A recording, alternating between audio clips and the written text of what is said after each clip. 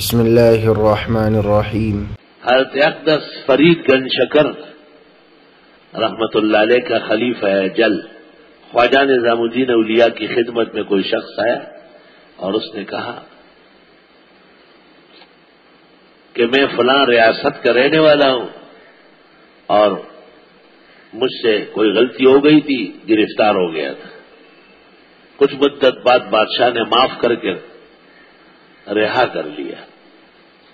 اب مجھ پر اعتراض ہوا ہے کہ رہا نہیں کیا ہے، بھاگا ہے اور مجھے پھر گرفتار کر رہا ہے، اور جو کاغذ مجھے رہائی کا لکھا تھا وہ نہیں مل رہا ہے۔ تو حضرت نے کہا نظام الدین اولیاء نے، حلوہ بروح پاک گن شکر بدے، حلوہ بروح پاک گن شکر بدے، میرے شیخ اور میرے پیر مرشد فرید گنج شکر کے روح کے اصالے ثواب کے لیے حلوہ خیرات کرو۔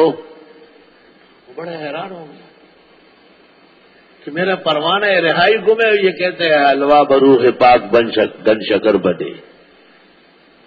کسی عقل مند نے سمجھایا کہ یہ کام کر تو لے، چنانچہ وہ پیسے لے کے حلوائی کی دکان پہ چڑھا اور اس کو کہا 1 روپے کا حلوہ دو، 1 روپے کا حلوہ دو۔ اب اس نے حلوہ کے لیے جو ہاتھ ڈالا نا ردی میں اور کاغذ اٹھایا، ایسا دیکھا، کہا یہ کاغذ مجھے دے دو، کہا لے لو رکھ لو، کیا کرنا ہے۔ دیکھا وہی کاغذ تھا رہائی کا۔